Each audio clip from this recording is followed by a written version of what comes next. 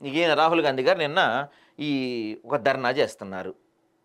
ఇప్పుడు ఒక విషయం అండి, పార్లమెంట్ సమావేశాలు అయిపోయిన తర్వాత చేయకూడదు ధర్నా?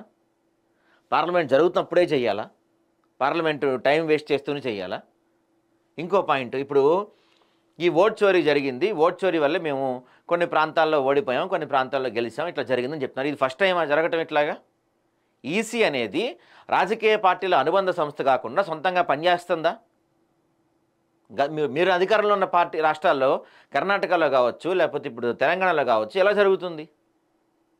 తెలంగాణలో 2018 ఎన్నికల్లో దాదాపు 25 లక్షల ఓట్లు మిస్ అయినాయి అని చెప్పి అప్పటి సిఈసీగా రజత్ కుమార్ సారీ చెప్పాడు పబ్లిక్గా. మరి అప్పుడు ఎందుకు మీరు ధర్నాలు చేయలేదు? ఇప్పుడు మీరు అధికారంలోకి వచ్చారు కదా, మరి తెలంగాణలో ఎందుకేం మాట్లాడతలేరు?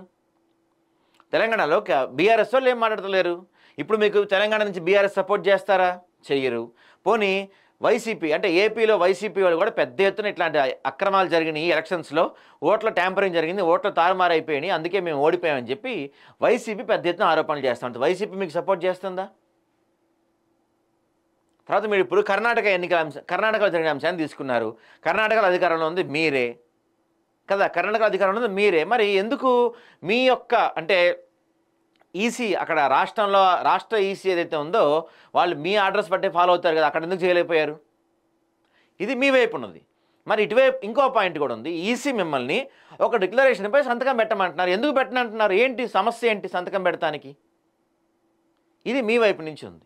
మరి ఇటువైపు నుంచి చూసుకుంటే మరి ఒక ప్రతిపక్ష నేత దాదాపుగా అంత పెద్ద ఆరోపణలు చేశాడు. ఆయన ఓట్ చోరీ అని చెప్పి దేశం మొత్తం ఒక టాపిక్ చేశాడు ఆయన. మరి దాని గురించి ఎందుకు బీజేపీ నుంచి ఇంతవరకు ఒక్కళ్ళు కూడా మాట్లాడలేదు? ఒక్కళ్ళన్నా మాట్లాడారా? పోనీ ఈసీ అయినా సరే ఈయన ఏ అయితే పాయింట్లు తీసుకొని పవర్ పాయింట్ ప్రజెంటేషన్ ఇచ్చాడో ఆ పాయింట్స్ మీద ఈసీ కూడా ఒక ప్రెస్ మీట్ పెట్టి, లేకపోతే వాళ్ళు కూడా ఒక పవర్ పాయింట్ ప్రజెంటేషన్ పెట్టి, ఇదిగో రాహుల్ గాంధీ చెప్పింది ఇది, కానీ నిజం ఇది, అబద్ధం ఇది అని ఏమైనా క్లారిఫై చేసే ప్రయత్నం చేశారా?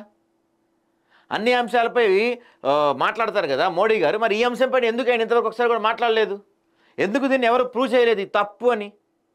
బీజేపీ వాళ్ళు కానీ ఎలక్షన్ కమిషన్ కానీ రాహుల్ గాంధీ మాట్లాడే మాటలు శుద్ధ తప్పు, ఇది నిరాధారం, నిజమే అని చెప్పి ఎందుకు మీరు ఖండించలేకపోతున్నారు ఇంతవరకు? చాలా రాష్ట్రాల్లో ఈసీలో అఫీషియల్ వెబ్సైట్ ఎందుకు డేటా రిలీజ్ చేసేస్తున్నారు?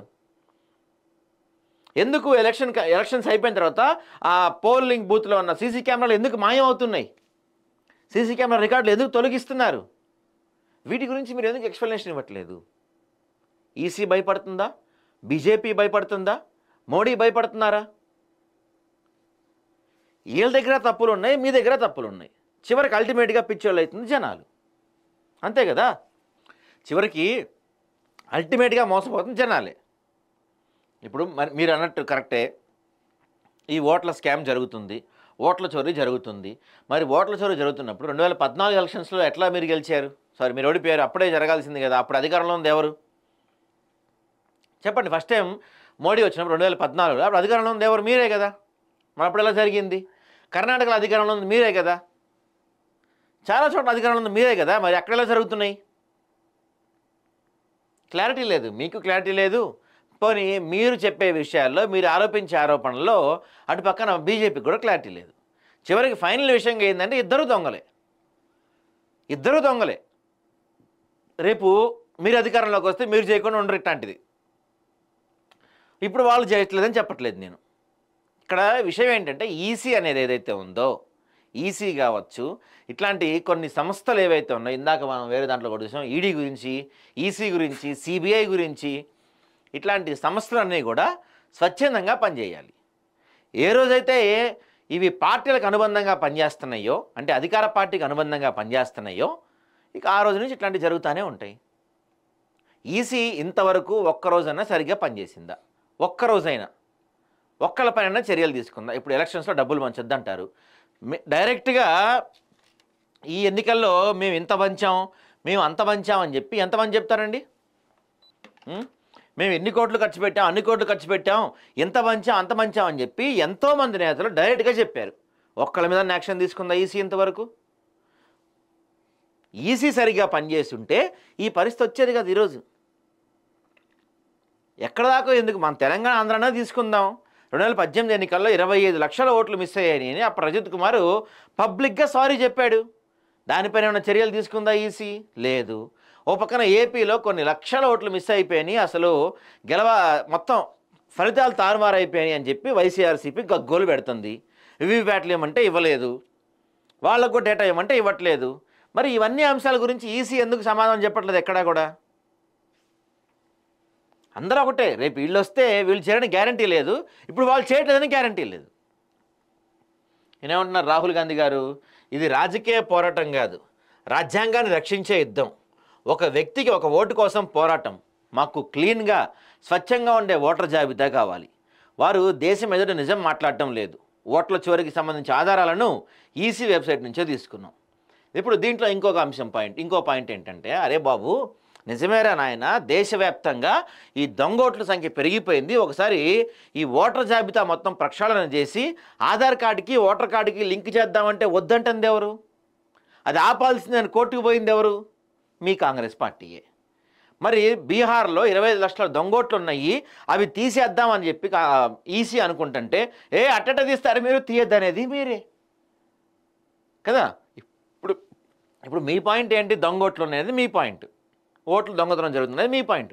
ఈసీ అదేగా చేస్తుంది. 25 లక్షల దొంగోట్లు ఉన్నాయిరా బాబు, మేము తీసేస్తామంటే వద్దని కోర్టుకు పోయింది ఎవరు? మీరు.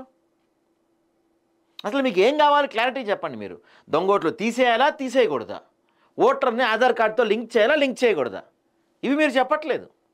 సరే, ఇప్పుడు మీరు కొంత డేటా తీశారు, అదంతా వాస్తవమే, అందరికీ తెలిసిన విషయమే, జరుగుతుంది. అది ఎవరు ఆపాలి దీన్ని?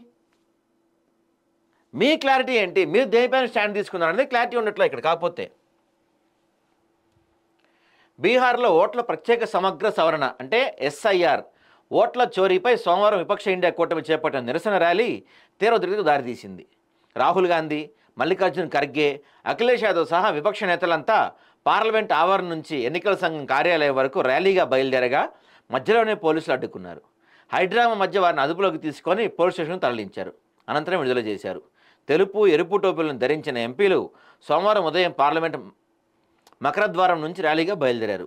ఎస్ఐఆర్ ప్లస్ ఓట్ల చోరీ ఈక్వల్ టు ప్రజాస్వామ్య హత్య, ఎస్ఐఆర్ మైనస్ లోక్తంత్ర పరివార్ అనే బ్యానర్లు, ఎస్ఐఆర్ ఓట్ చోరీకి వ్యతిరేకంగా ప్లకార్డులు పట్టుకొని నినాదాలు చేస్తూ ఈసీ కార్యాలయం వైపు బయలుదేరారు.